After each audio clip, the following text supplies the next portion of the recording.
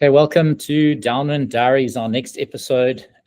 Really, very excited to have a good friend, Bulla from East London on Downwind Diaries for this episode.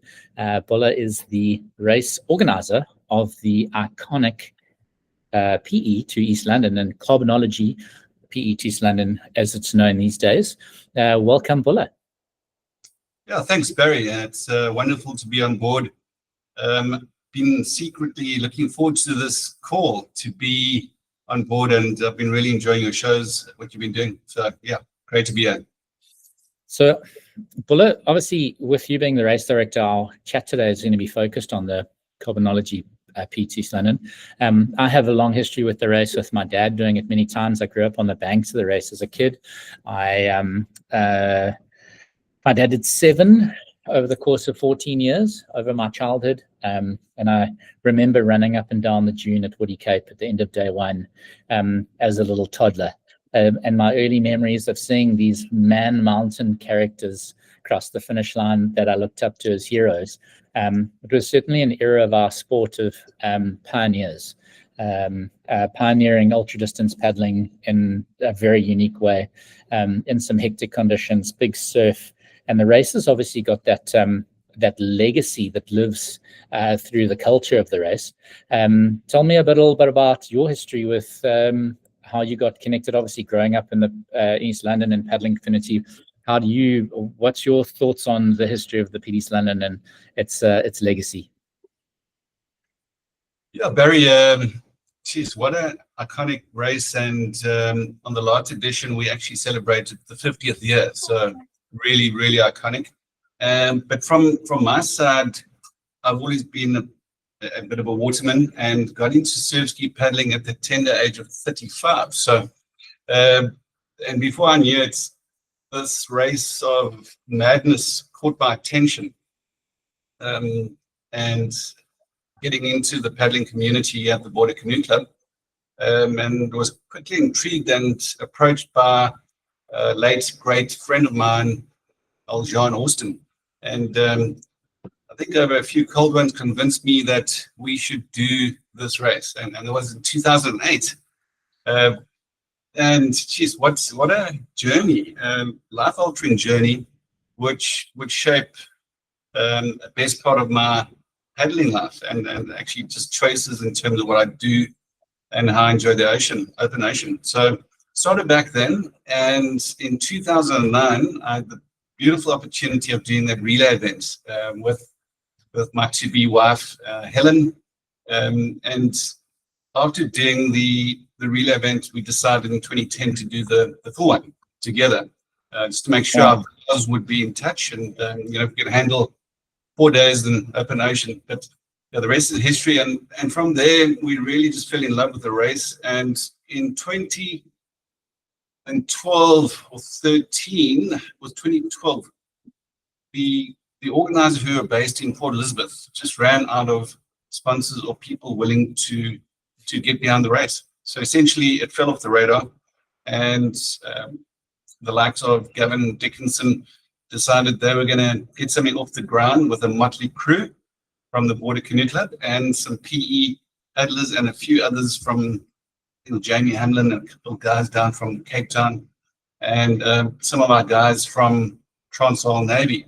But they pretty much, we call it the Rebel Tour, because it traversed some interesting regulation lines. But I guess that's our sport does have a bit of, as you say, pioneering spirit or rebelness to it, and we quite enjoy that. And we just really want to enjoy that ocean, and the challenge with Johnny Woods and John Ball put down to each other, I think, is the DNA of the race, and the likes of your dad and those awesome life-saving background legendary watermen shaped everything to what it's become now. And yeah, after 2013, 2014 popped around, and Angus Warren, who was, I think, chairman of the Border Canoe Club, decided, he'd like to get this race off the ground, and if we get some co-sponsors, just small, not big anchor sponsors, perhaps we can CPR the PET London back into life. And that's really what happened. And for that year, Angus actually asked me to be race director. And geez, it was a thrilling experience. And the rest is history. And from there, myself and Helen have pretty much been driving force behind some wonderful Border Canoe Club volunteers. And we really work towards building brilliant content on our Facebook page to really showcase this is the DNA of the race and position it for the world as a bucket list race. And, you know, the last few editions, we've definitely moved in that direction, achieved some really good objectives, because we still feel it's a best kept secret. I know Eastern Cape, the soft spot in your heart. And yes, I remember seeing you coming down for the head-to-head races, and she's just, I remember in the one day, it's like 15 foot, and kind of get advice from you on how to just survive and coming in. But yeah, so that's a little bit of, that's the short summary of where we're at, and here we are, 2025. So it's I definitely think, and this is part of the discussion why I'm so excited to chat to you, is the race definitely has, since Border Canoe Club taken over, gone into, I want to call it, a modern era of the PET London. I definitely think it's attracted a part of the community that wouldn't have necessarily done something like this. I've heard it's not necessarily a crowd that have been around for 40 years that are still doing this event. There's a lot of new people taking this up. Part of this video series, we've been interviewing a couple of paddlers and younger paddlers involved in our sport, like Zach Fraser, who's will be our defending champion leading into this year, who's super young. There's a new era of the race, and I love how you've positioned the race through video. I know your videographer, William, quite well. A great guy, and part of the reason why we do this is to share the passion of our sport. This video series and a lot of the things we do around our sport. One of the things that's come out of a couple of other chats is I don't necessarily see our sport as an industry, it's a community. When you base it like that, you've got a great community-oriented sponsor with Carb Knowledge involved, as well as some of your co-sponsors. And it's now found its feet with Border Canoe Club and really created some nice consistency. I think for a race of this type, you've now been on the calendar for a number of years consistently. Your content is absolutely amazing. I love it. I love seeing surski paddling getting showcased in the media in the way it should be, with great content. So yeah, tell me about the ethos of the race now in its modern day form. It's obviously quite extreme, having the distance that it does, yeah, tell me about what it looks like now. Yeah, very the race, as I said, we've really wanted to make sure we preserve the DNA. You know, the pioneers, as we spoke earlier with your dad and all the other great names who see some of the most epic battles, and if you go on YouTube you can find a few of them, and it'll really intrigue you, which I think those men were really, I don't know, couldn't put it into words, but through regulation, we really try to make sure that we stick to the DNA, and it's a 4-day challenge.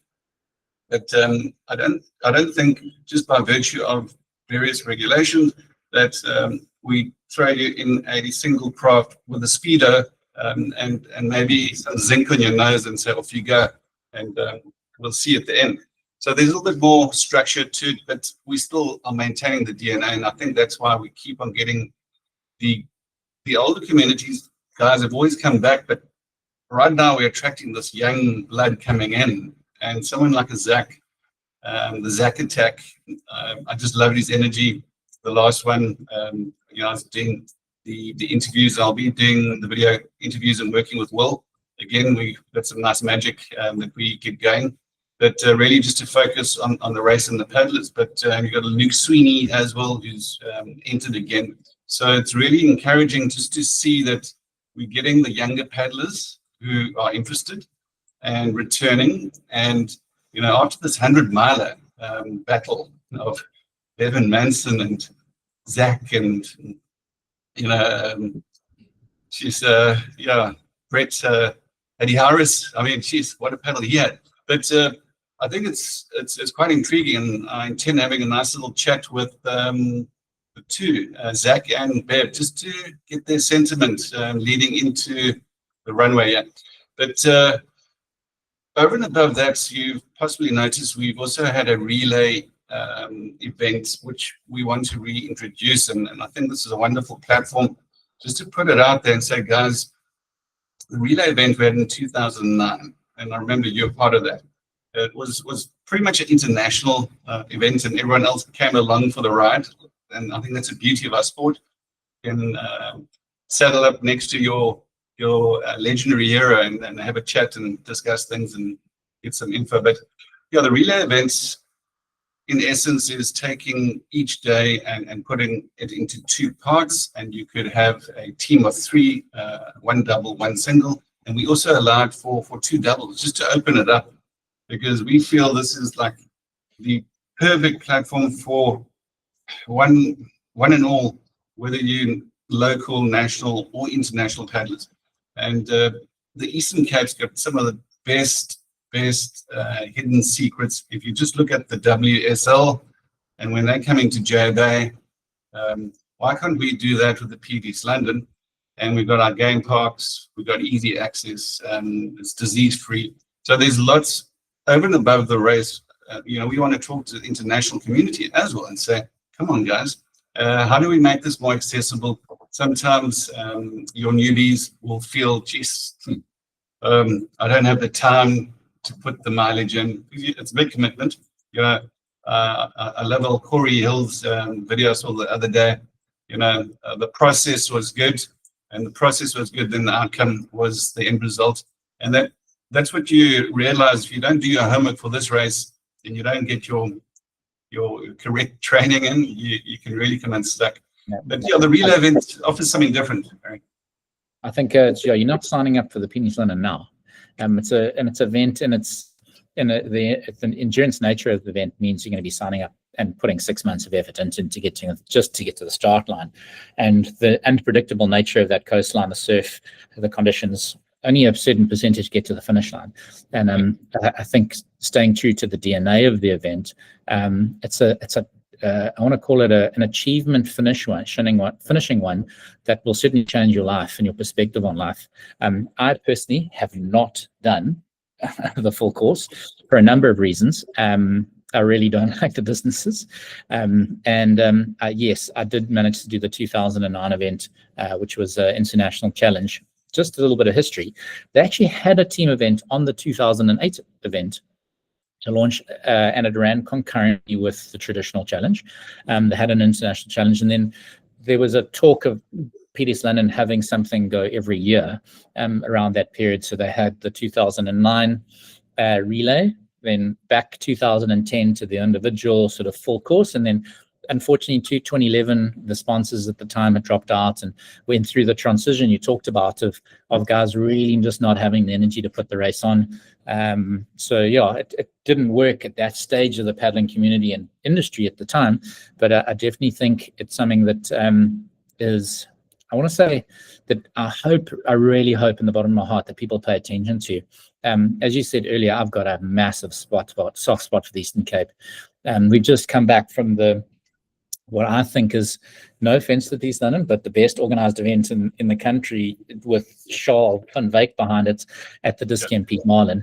I love the format. Charles and his team and your club do an amazing job at putting that thing on. And part of the reason why it's so epic is the people that come from around the country. It's a meeting point of a community and everything. Your town gets behind it in a big way. That whole Nahoon area, the people, it's amazing. So I think, and I'm not stand to be corrected, I've done the most amount of Peak Marlins of a non-East Londoner, a non-local. I think I've only missed 2 in 20 years or 18 years, and the 2 were one to get married and the next one to have a kid. So I got good excuse for those 2. But that coastline through the years of traveling through the Eastern Cape, growing up on the banks of the PD's London, I've got a super soft spot for that sort of coastline. It is raw, it's exposed, it really is a very, very special place, and it is a very hidden secret. So I hope people pay attention to the relay race. Unfortunately, I'm not going to be there this year with some business commitments. I can't get to it so close to Christmas, but if you have it again, I would happily sign up for the relay. I have such amazing memories from the relay race when we did do it, and it went down to the wire. It's one of the most competitive races I've been involved in, where national pride was at stake, being a national captain for the national team that year. And I had Bevan Manson in the back of the double, who's now obviously a stalwart of the race, which is cool. Both Zach and Bevan are good friends, and I'm hoping we are going to have Zach on this Downwind Diaries in the next little couple of days, and so will we have Bevan as well. So hopefully we can tell their take on leading into this year's race. I personally think there's always stories within or races within races. They're obviously a big one. The two of them came down to the wire 2 years ago. I think the doubles is going to be quite interesting. Brent Hadieris, who came second at the 100 miler, is teamed up with Brent Chazari, both Toti boys. They know each other well, and they'll be pretty strong. I don't know who else is entered. You're going to have to fill us in. But tell us a little bit about the stories in amongst this year's race. Yeah, Baz, with regards to obviously Pete Marlin, I 100% agree. It's a phenomenal organized race. Obviously, you haven't done the PD East London, so I understand you can't give a full account. This is fine. But look, we all work together, Shaw and myself. We literally soundboard with each other on various things around surf ski. Jeez, it feels like every second day. But anyway, it's good. I talk to Shaw all the time. Yeah, it's in the passion, and that's what we love doing. And yeah, the stories, and old Ralph Tulis. I mean, he's done the most challenges out of any person on the planet. And I remember the last one. He literally was defending that backline so hard that you'd come rolling in with a wave, and I'd try and get an interview, and he just says, "Listen, I'm in a single, I'm grumpy, I need rest, maybe a cigarette and a beer," and he needs to move on. But geez, what an interesting character, and what great stories and memories he's got. Now, I think it's his 16th or 17th. I mean, that's really something on another level. With your dad doing 7, I mean, it's a wonderful number. I personally have done 6. And, just been the way the organizing has gone, I just haven't been able to. So I've got a bit of FOMO, but that's all good for now. But, we've got so many different characters. And as you say, it's not just the front end, not 1% who are actually racing the race. In actual fact, going out with strategies hard. But, in the mid or the back end, there's races within races, and those stories are beautiful, and that's what we try to catch in the content. And I think what you enjoyed about our content we put forward, and we really are going to be hoping to capture that again this year. And I feel this year's initiation of the relay event is really just the platform for 2027. So I'm looking forward to the likes of yourself getting the dates and everything sorted out, and inviting a few other teams, because I think it'll be good to really maybe post the race. We can maybe regroup and have a debrief and understand what unfolded. But our Pete East London Facebook page, I request everyone following this podcast to just go and look us up and follow. It's going to be riveting stuff, because you don't know. Each day you could be paddling into 14 knots of southeast wind and chop with blue bottles and current not in your favor. Or you could be having the best downwind of your life, but then you get to Woody Cape, and Woody Cape could be 15 foot on the back end, mid-break of 10 foot in a shory, making the Durban finish look very ordinary, with all due respect. And your skill sets of these paddlers, to watch them come in. I mean, on that Rebel race, to watch Bevan Manson, if anyone's ever seen a bit of a miracle unfold, you see the imagery of how he came in at 15 foot plus, some 20 foot sets there. And you got the Bianca Bevitz, I mean, one of the bravest female paddlers I've ever come across. I mean, Bubbles is amazing. the fearlessness of that lady. Yeah, day 2, I think she was one of 2. Herself and coffee, and he made it with 3. Yeah, and the rest had to, run down the beach and look for all sorts of way outs, and that's the nature of each day. So each day could be something you'll never forget. And I liken the challenge to whenever you ask someone what has been the most profound thing in their life, they're not telling you about a cozy trip to the Seychelles. It's something where they went through the hardest hardships, discovered some character, and somehow made it through with resilience and the necessary passion. So that's why this race will shape you and change you forever. Little story from my dad's era. There was 1 or 2 guys at our life saving club, at Marine Life Saving Club, and Ring was very small at the time. We were very much the kids down the road in a very small club. I think my dad was the 11th member at the club, and he had a training. Dad only had a couple skis. This is, I'm guessing, in the late 80s, early 90s. I was a nipper at the time, and I remember standing on the beach at Kids Beach, and Kids is, you can almost see the finish. It's like right there. Folks have done 3.5 days, and the surf was proper at Kids. And I remember, and I'm not going to say their names because I think they'll be irritated with me, but they put 3 double skis in the back of the bakkie at Kids Beach and never finished. And it's one of those things that you just can't take anything for granted on that race. There's so many elements that the ocean's going to throw at you over 4 days. You really have to be an adaptable paddler and an all-round paddler just to get to the finish line, never mind do well at it.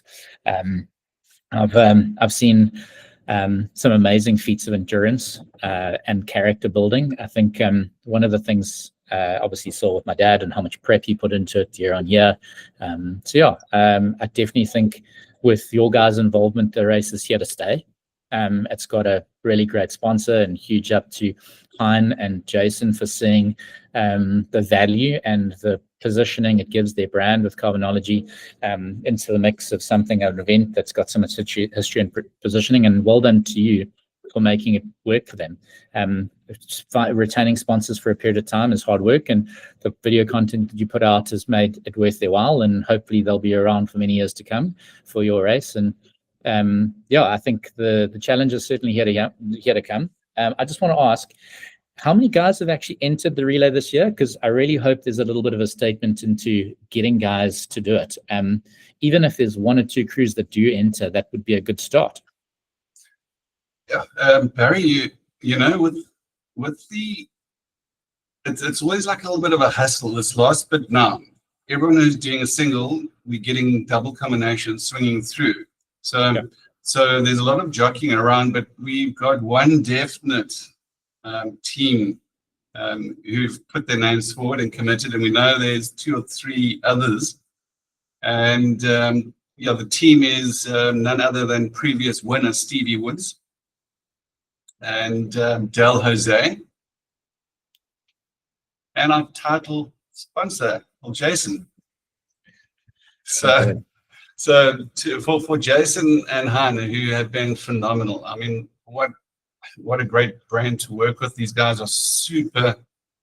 They're just passionate, and you can just see in terms of the product and how they go to the market and engage.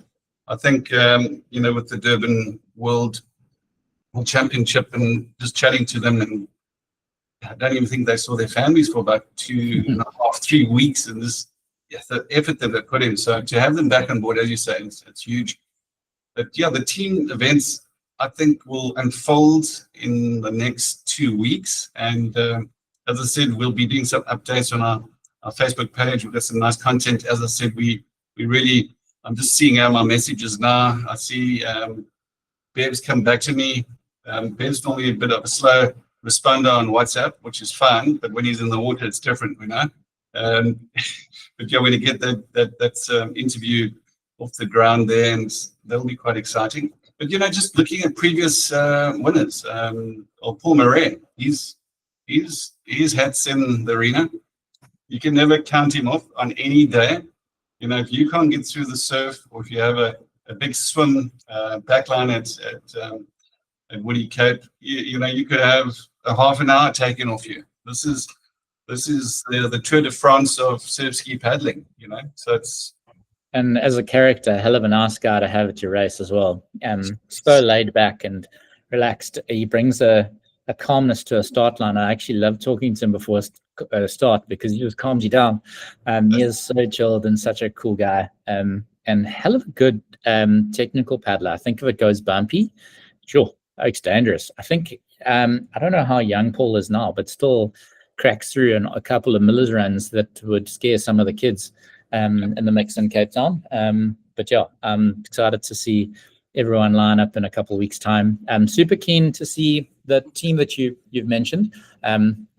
Stevie is my age. Obviously, my dad raced against Johnny, and the history of the race that goes many years before. But myself, Stevie, the Keek family, Dylan Scott and Tony Scott's son, we all grew up on the banks of that race.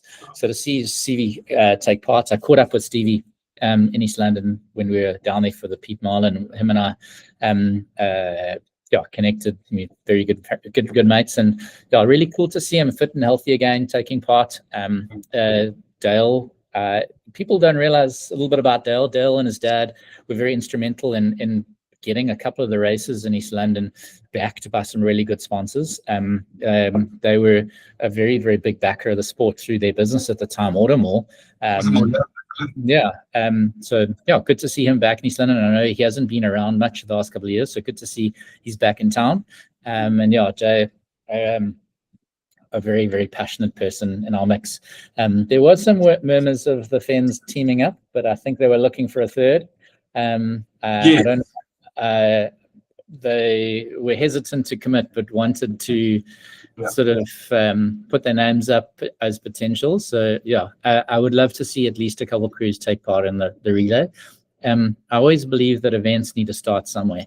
And starting something new, you almost need to prove that can be done, or have a proof of concept and showcase the relay. I personally think the relay is super achievable. In terms of distances, the extremeness that is the PD London's distance really is achievable doing half the days. That coastline is so beautiful and is really achievable for pretty much anyone that is a weekend warrior, especially if you're in a double. And you get to experience some of the, and I want to call it the culture of the race, is the stuff that goes off the water, the camaraderie between the people, the beautiful places people stay. Really gives people an opportunity to experience the race and maybe put their foot on the longer distance in time, having seen what it's all about. And I think as you start to showcase the area, showcase the race culture, showcase the camaraderie that does happen at the race, I do think it's an element of the race that will grow. I certainly will be signing up for 2027. So I'm excited to see that. We've got you down, Barry. Jeez. Old David Marco had a wonderful race at the World Champs. Stayed with us, and then Copper, maybe even Copper will come out of the woodwork. Who knows? But anyway, David, through his family commitments with kids going to a World Series on lifesaving, just unfortunately time didn't work out. It's really on his bucket list in a huge way. Jasper Marco, the 1 year when he came in and just, I remember his first day when Jasper got off the water, because Bev actually, I'm just trying to think. They were together on day one. Yeah, but the shot that I could see when Jasper, the gravity, and then you go into day two and you burn some matches on a, even 100 miler. I'm, saying to Bev, one or two discussions saying, geez, that 100 mile, that's a beast. You try to fathom the distance, and it's wild, and he reckons, well, what he feels is basically harder, and maybe he'll correct me. Maybe it's changed since his last endeavor and win.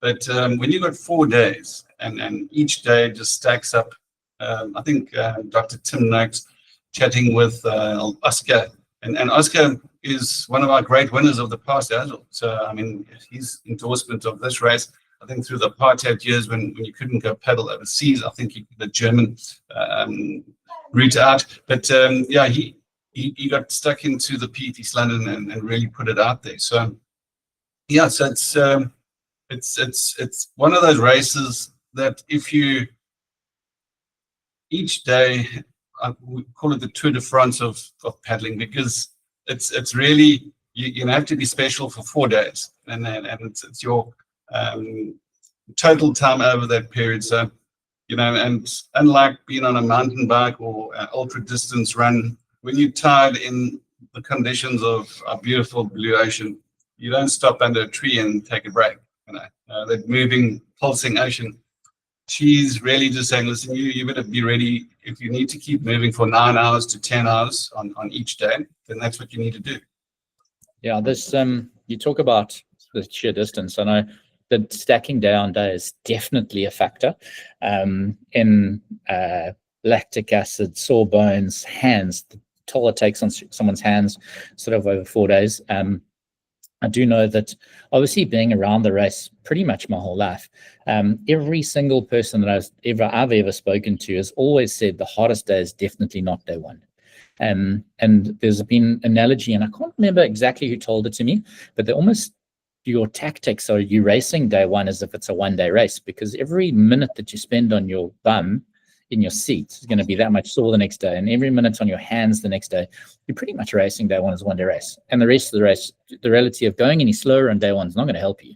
And the hard part normally comes day three. People underestimate how long day three. It's over 70 Ks from what I can remember. 73 kilometers, yeah, that's sure. Let me tell you, there's no other race in the country that's 73 Ks long. So you're pretty much doing a second longest race of the whole paddling calendar, literally day on day. Everyone says there's a bit of donkey syndrome on the last day where you put the carrot in front of the donkey and it kind of moves itself forward towards the finish line. And guys, most guys that start day 4 will finish, but getting there through day 3 is always the hardest part of the challenge. There's big bays and lots of alone time.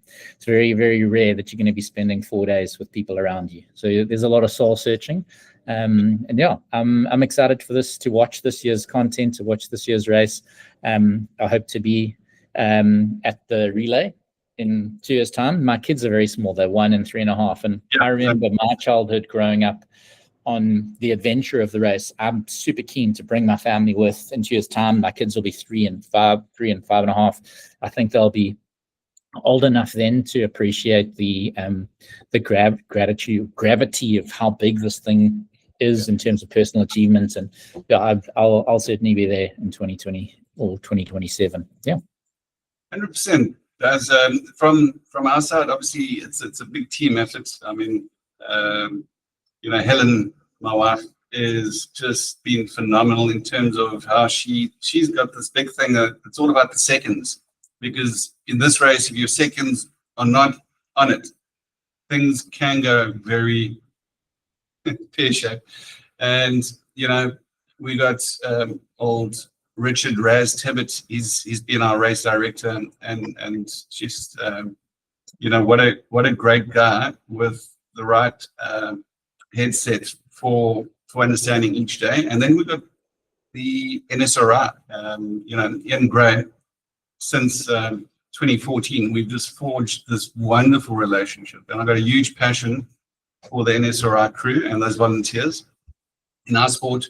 You know, how many times have we not heard of a paddler who has needed that assistance? So this 4-day event possibly is one of the biggest maneuvers for them, when they get teams from right around South Africa. And it's a team building exercise where both on water, land-based, obviously hopefully not air-based, because that's a different type of rescue, but it's the ability for them to build that camaraderie, test their equipment while supporting us. So we also see that partnership as being very special. And you know, in collaborating with them, it allows us to really navigate different little hoops and regulations with better ease, because once we together, we're better.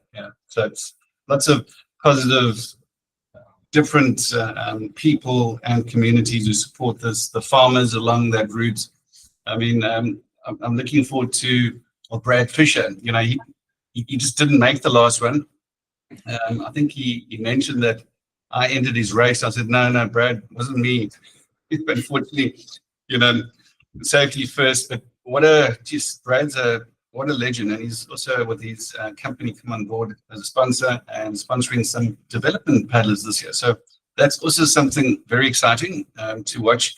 Sibusiso and Sandile, who are being backed by Brad, and it's helped Life and Add Reach, the two umbrella companies. And geez, what a wonderful thing to see these young men are prepared to take it on, and just watch the space over 4 days. There can be some wonderful thrills and spills and great interviews and more stories. And as you say, around the campfire, when you sit at Woody Cape and you've got no cell phone signal, and you can hear the waves crashing, maybe you don't get that much sleep, but it'll be something you'll never forget. Yeah, hopefully I get to share that with my kids one day. I just want to, as in closing, wish you good luck in the next couple of weeks in the final prep for the race. And anyone watching that is going to be taking part, enjoy the process, and take in every minute of that beautiful coastline. I have a lot of FOMO. Hopefully we'll be back in years to come. And thanks for coming on the online for this chat. I know you're a busy guy with your business and everything that goes with it. You don't do this full time.